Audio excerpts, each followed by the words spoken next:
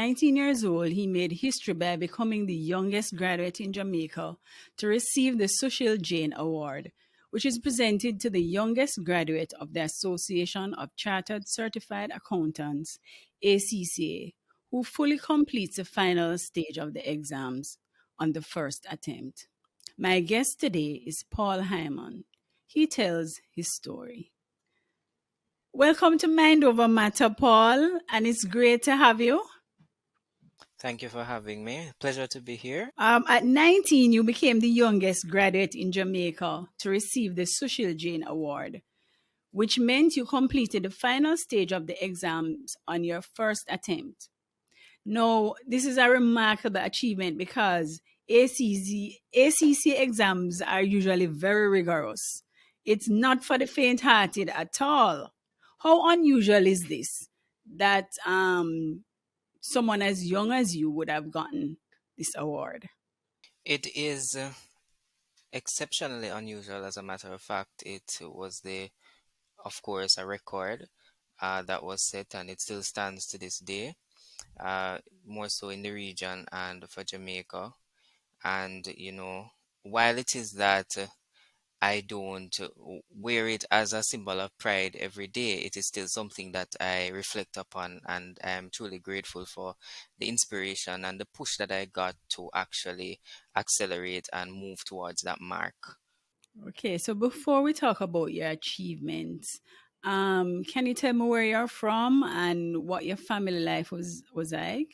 So I grew up in Kingston Gardens. My family life was pretty structured.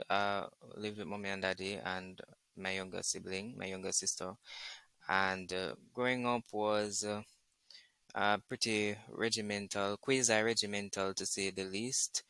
School was of utmost importance. Education was set at the pinnacle.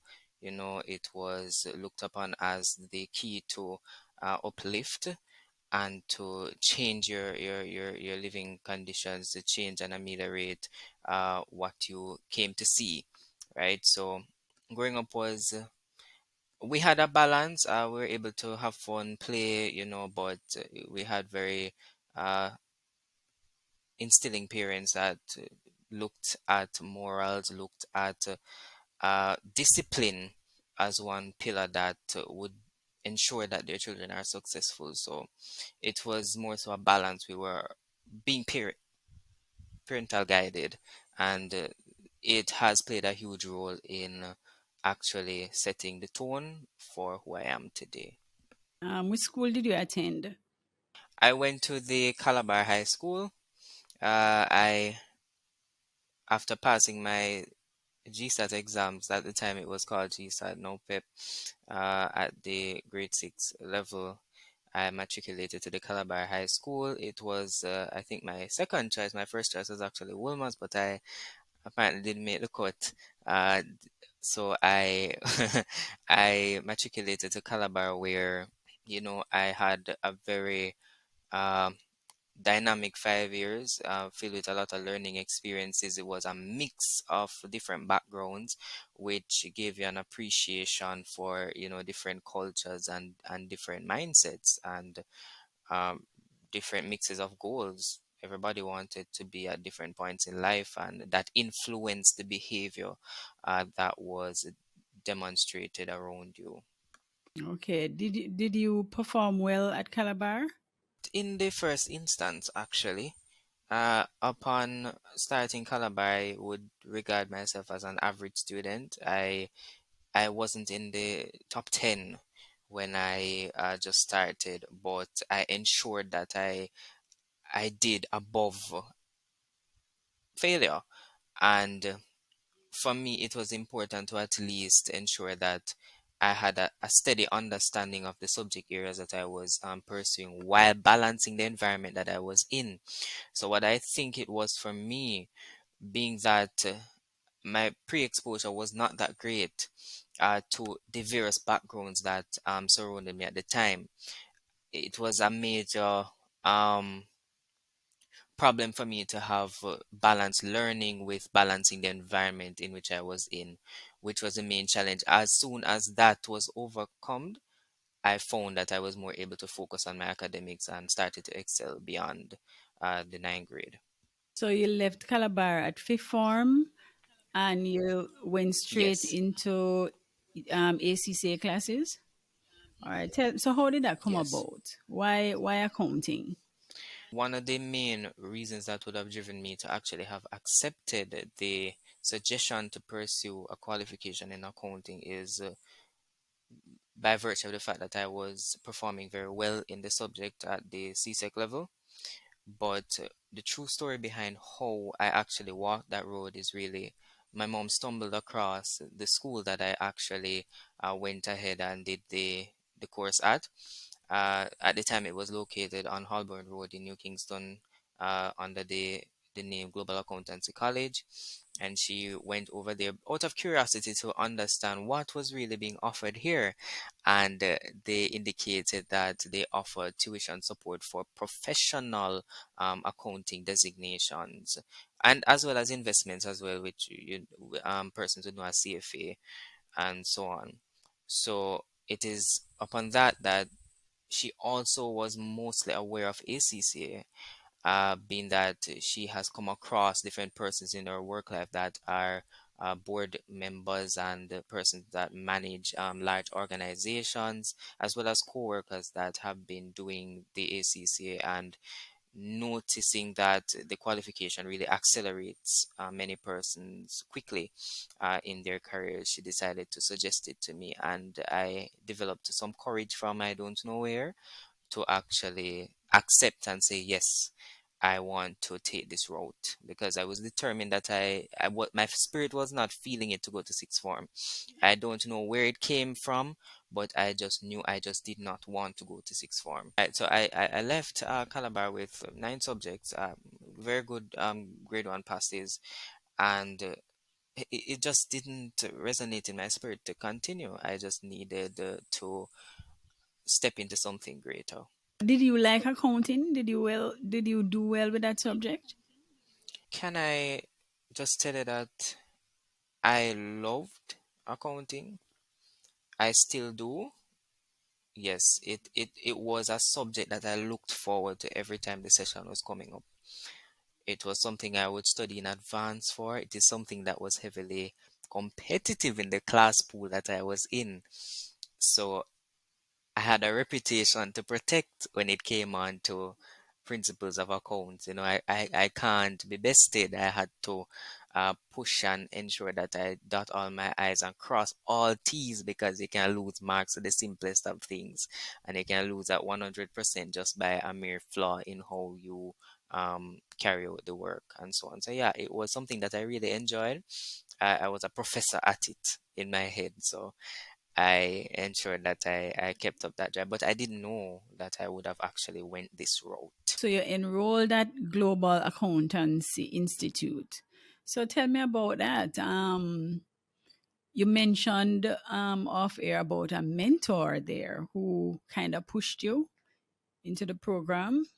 So the president and the CEO of the institute, Dr. Glenn Brown, was instrumental in instilling in me the need to do the program, and not only do the program but excel and do well and accelerate the pace at which I get the job done. To him, it was a project, and it was a successful project. He wanted the youngest graduate in Jamaica. He wanted to break the record that was in existence, and he wanted to demonstrate that it is possible to get this thing done straight out of high school in reasonable time. And he was successful. His methodology was, I would say, flawless, and it needed time and it needed dedication.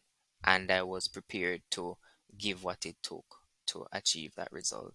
So did you think that you could achieve the goal of becoming the youngest as he had Let me envisioned? be honest. Initially, I laughed at him.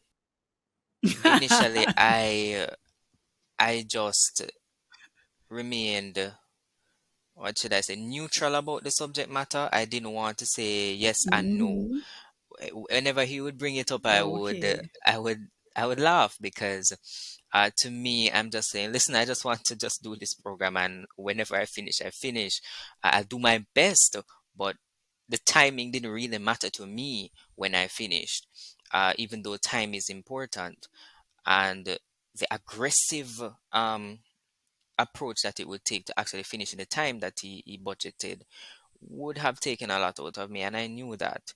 So for me, I was hell bent on not overdoing it to the extent that I'd probably be throwing myself under the bus. But eventually, you see, mentoring, and he had a way with parables and those stories and those inspiring thoughts. And yes, so once those hit your spirit, it changed your focal point, and then it develops a mindset in you that you feel like you can take on anything and conquer it. So that's what really changed me from laughing at his concept to really taking it seriously and saying, I have to do this thing, and I have to take it on and demonstrate to him that I can do it, as he believed in me that I could do it. So I couldn't throw away his vision. He decided to invest that vision in me. So I had to now mobilize and say, okay, I need to make it a reality. The most common one that he would say to me, and it's more a straightforward one, he would say, you're an eagle, and eagles fly alone. And that would have stuck with me to the end of my cohort, because everyone that I started with flunked. So from that point on, I realized that I was even trying to pull others with me through the journey, and it just did not work. And that saying came to pass, that really and truly eagles do fly alone, and the journey will get lonely, and you have to understand what you have as an assignment and push through and get the job done. So time management is important, crucial. What other strategy do you think is important for someone who wants to pass the exam? Okay, so time management is crucial, as you mentioned, but also there are soft things about the human mind that has to be pinpointed and focused on, not limited to belief in self, learning to control your nerves, also adopting a strategy of, you know, remembering key content and application and business models to apply to your questions, because sometimes we try to develop our own approach to the questions when there are known models and business analytical approaches that would prove to be best used, uh, especially when you're tackling a case study and so on. And a lot of times it's also important to read the examiner's report on the exams, because they also identify the weaknesses that they identified in candidates. And a lot of times we have those weaknesses and we don't know that the examiner has identified them as a weakness until we actually look up the ACCA examiner's review on a particular exam sitting. And when we review that, we actually see that, oh, hey, I would have been one of those that would have approached this question that way, or I wouldn't have known that this is what they would be looking for in that particular case when they're asking that question. And it is better to get the understanding directly from the examiner's report, so that you're better armed and equipped when approaching the exam on your own. So one, it is really important to, yes, develop good time management skills, but also to use the resources that are available, practice as much as possible, read the technical articles that are available because they are very helpful, and actually develop approaches to questions that are more strategic rather than verbaceous and overloaded with content. Trying to learn adaptive methods where you focus on scoring the marks rather than focus on spilling knowledge on the paper, because sometimes we put a lot of knowledge on the paper, but it is not being applied properly. So that's also an issue, and the examiner's report really helps you in terms of applying knowledge instead of just regurgitating. I want to give a big up to Global Accountancy Institute, because they sound like they have the strategy, but you are still you're you still have to put in the work. You still have to put in the hours. So you can't, there is not one without the other. So big up to them as well. So you mash up the exams and you got the award. Did companies come calling? I mean, did you get a job easily? You know, funny, I must say to you, the caliber of persons in the accounting industry that were at the graduation ceremony, subsequent to Mm-hmm. the completion of the exams, and I must tell you, uh, I did not get any such offer. Really? No. After after being awarded at that level and exposed in that environment, no, no. So that's one of the things that I really think needs to be fixed in the accounting industry when it comes on to youngsters that have demonstrated, that they're bright and they have the ability to soar. They are really just left to fend for themselves and find their own way out. So, as I even had mentioned in the Observer article, that I've had to keep the doors open for myself, because you don't get anything on a silver platter. You don't get a golden key to pull the biggest door of opportunity. So even when you have worked so hard and the time comes now for you to actually be placed somewhere to flourish, it does not come just like that. The big players are there, and it just doesn't come overnight. The opportunities don't just come rolling. And when I graduated, as a matter of fact, I graduated approximately 10 months subsequent to my final exam sitting. So I would have been ACCA qualified 9 months before I actually had a formal ceremony. So when I was qualified, I had to job hunt. I had to ensure that I placed myself somewhere better, because I was at a small firm at the time I did my last exam. So while I was there, I ensured that I kept job hunting, because I knew where I wanted to be, and I knew I could not uh, remain in that particular zone. So as soon as I qualified, I did what was necessary to job hunt. It wasn't easy. It's you don't get a lot of responses, even with a ACCA designation. You don't. So you have to push and you have to go out there. When you do get an opportunity, you build a reputation, and you let the reputation speak for you, because it is a reputation that really does the door opening. It's not it's not something that comes easy just right after. In some other industries it might be easier. Somebody might just complete something and they get a real great offer. They didn't even have to apply for anything. But even subsequent to the graduation, there were no offers, there were no encounters that would speak volumes of the bigger players in the industry's interest in young talent. It wasn't very encouraging at all. It just felt like a formality and a pass-through event, and it just what it was. And that's something I'd like to change eventually, uh, as I move up the ladder and as I progress in the profession. It is something that I want to at least try to lend back some impact and coordinate the empowerment of youngsters that have actually taken on the challenge, and to channel them into roads of professional prudence, because they don't get a lot of help, and a lot of times they're stuck in places that they should not be. A lot of times they have to get some jobs that even after they get qualified, they can't move from there.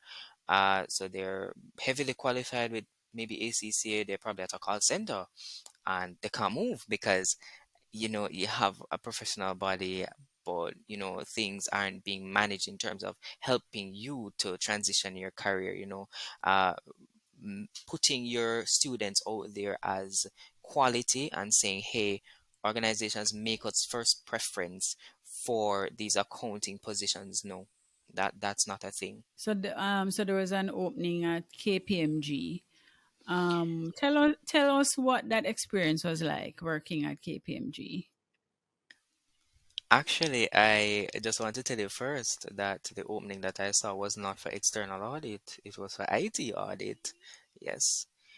And something in my spirit said, you know what? You're going to still use the email address and you're going to send your application. You're not going to sit here and talk about it's for IT audit. So you're not going to send anything. You're going to send something. And when I did send it, I waited about a month after and I received a call and went to an interview. And from there, the rest was pretty much history. Transitioning to KPMG. Working there was a great experience for me. It set the tone of professionalism. It set the tone also of the work ethic that I have. It developed me in terms of knowledge and resources. It put me through rigorous training, both on the job and formal, and brought me to a point of self awareness of my professional abilities. KPMG did that for me, and I am forever grateful for that. It is a powerful working environment. It is one that brings out your true talents and really sets you at a different level of marketability. So being there was really challenging for me. It was really rough. The acceleration was quick. Upon completion of my probation, I was promoted from assistant accountant to accountant in 6 months. From there, I continued to do my best. You know, my performance managers invested their time and effort in me, and had good words to speak of me in meetings and so on, which motivated me to continue to do well. Subsequent to the promotions, I also was being placed on committees such as the training committee and the leases committee to actually give input on those matters which concerns those committees as well. So it was a great learning experience. I really walked into a significant learning development walk at the firm, and that really built me and embedded a lot of skills that were unrefined in me. They refined them. I stayed at KPMG for approximately 2 years and 5 months. I wasn't so I was surprised that it wasn't longer than that because of the rigor that I went through. It was a very intense 2 years and 5 months. Quickly accelerating from uh, assistant to a senior in that short space of time. In charge of teams as large as for a group audit, which comprises of a parent company with subsidiary companies and different teams assigned to those components as well, which ultimately feeds into you, and then you have to report to the manager on the audit and so on. So it was a great experience, and you had to interact with corporate professionals and interact with them at a level that is deemed acceptable. And it was challenging because these youngsters in the boardroom with the senior executives and having conversations. It was a real exposure, and the confidence level was high, and the working relationship with these individuals was also very healthy, and very respectful, and they were always fond of me, and very encouraging, and at the same time very respectful you know of my demonstrated intelligence and approach to work. So when you go into these board meetings and high profile meetings, do you feel intimidated? At first, yes, I did. At first, I felt misplaced. At first, I felt as if maybe things are moving a little too fast. But one of the things that I've realized is that, especially coming from KPMG, my performance managers and my team managers were not hesitant to market the talent that they had leading their engagements.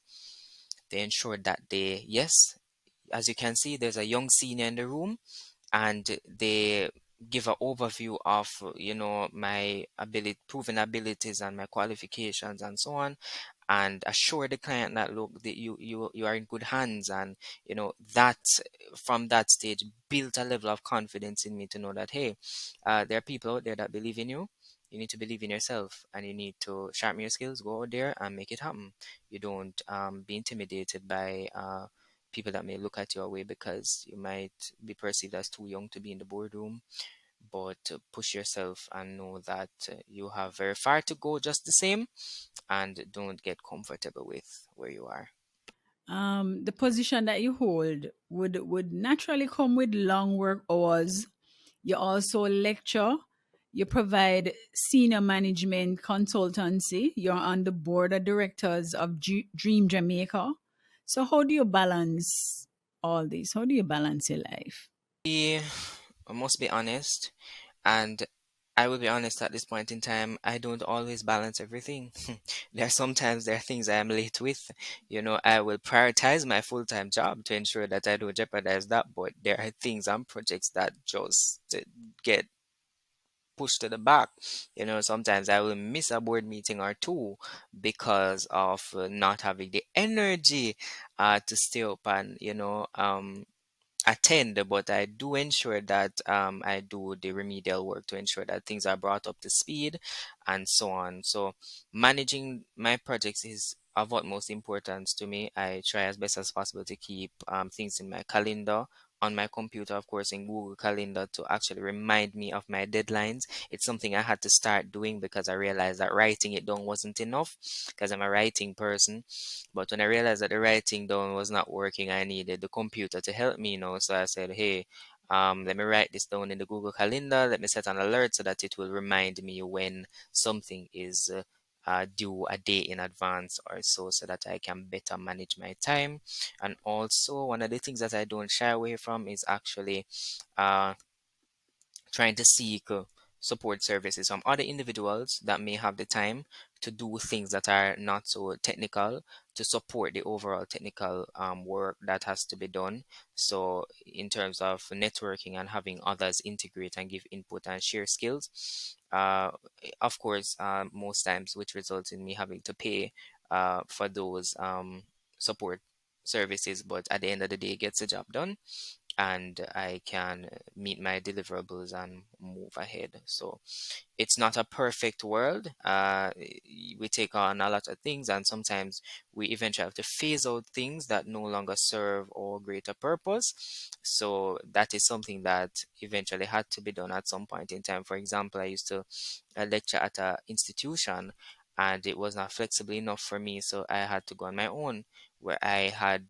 the opportunity to set my own time and to lecture at my own pace and to get the job done, record my sessions, and actually have those sessions marketed to be sold to other persons that are interested in actually learning the accountancy designatory courses. So, yeah. What message do you have for young people? For our young people, you know, and when we say young people, there are various backgrounds of young people, those that struggle financially, those that don't, those that struggle mentally, spiritually, with, family wise, there's a breakdown a lot of times. I just want to advise them that, listen, it is important for you to identify what your problem is. Don't shy away from it, identify it, face it, because one of the things that leaves us long-term damage and scars that we never heal from, and that causes us to repeat the things that have happened to us in our early childhood, is the fact that we have not accepted the things that have happened to us, and we become repeaters of these dilemmas. So the broken homes, we become creators of broken homes again, by virtue of the fact that we didn't accept that, yes, this is something that happened to me and I need to face up to it and then become a change maker. Persons don't accept that, they just live live their lives in naivety, and they do things to drown the pain. And when persons try to call them out on that factor, they say, oh no, that's not affecting me, and I've gotten over that a long time ago, which in fact is not true.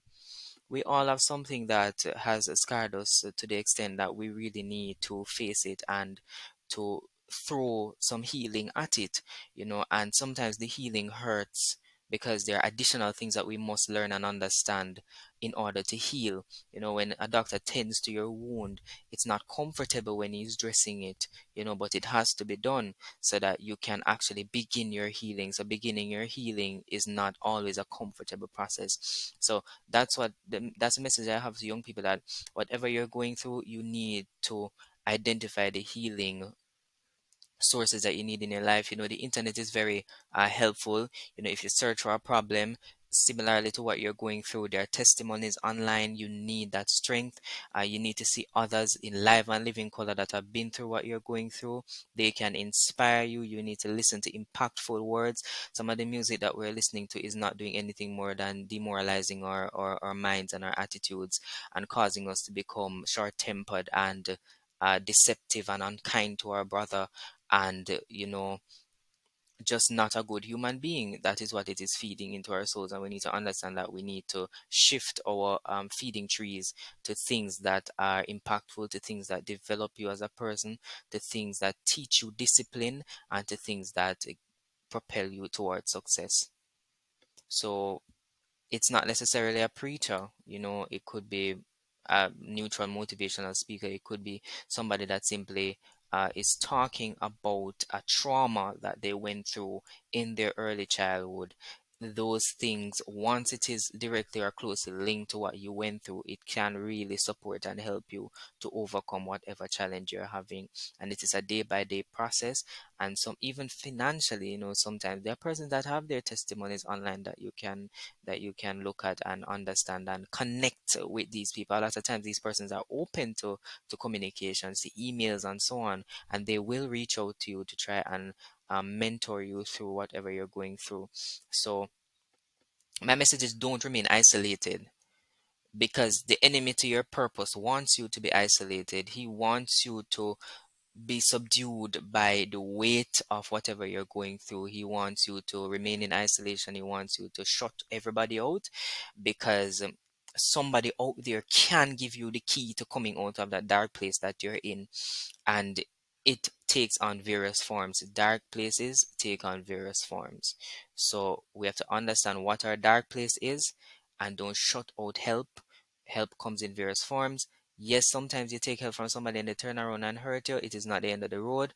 There are genuine persons out there that are willing to help and assist. So pray about it, find the strength, and give hope to your day, because not everybody will have persons around them that will give them the hope for their day. Not everybody has a praying grandmother, not everybody has a praying mother, not everybody has an inspiring father to say to them that, look, you need to pick up yourself, man, brush off yourself, go out there, try again, man. No, sometimes some persons just have themselves. Sometimes the trauma is that some person lost mother and father, and they're alone, living alone. They just have probably a one auntie that is able to just cook some food and give them in the night so that they stay alive. But where should they get the hope for? Sometimes they have to find it intrinsically, because if they don't, they die before they actually die. They suffer inside so much that they're deteriorated. They don't have an identity. So sometimes it is in listening to some of these things. Sometimes we have the luxuries. If it's not us, our neighbor has Wi-Fi, we're onto the Wi-Fi, and the things that we choose to access, to put into our spirits, is not helpful. It just helps to deteriorate you. It just helps to send you into further depression, instead of listening to somebody that has done it, that has pulled themselves out of the dirt and has come up to be something that society can appreciate. Well, that message was very inspiring. I think you probably should add mentoring to your portfolio, or that is giving you too much more more work. I don't know. Yes. But lastly, though, for ACCA students, do you have any exam tips for those who might be doing exam in coming December? Yes, actually. And they know, they know that it is time management. I've heard from persons that, sit their exams recently, and uh they came out with failure grades, and the reason is not because they don't know enough. The reason is because, oh, sorry, I didn't get to finish the last question. Like, yeah, time management right there, and the strategy, sometimes, and the grade that they had, it was very close to passing. So just imagine if they had got to answer their last question, and their last question probably had all of 20 marks available for scoring. So sometimes it's not that they don't know, it's not that they're not capable of passing, it is a strategy. Sometimes we need to work on our strategy. So guys, work on your strategy and don't give up. A failure grade is not a failure grade. Just look at it in perspective. It's just that you didn't get to complete the paper. It's just that, you slipped up and you didn't recall a particular topic at a particular point in time. You are only human. You're not a robot or a computer that when we just type in something on Google, it comes up immediately. Sometimes our memory box can fail us at times. So we need to just brush ourselves off, try again, and run the demonstration again. You can. Um, Thank you, Paul, and it was a pleasure having you on Mind Over Matter. And I'm sure we'll be hearing a lot more about you in the future. Thank you so much. And thank you for having me.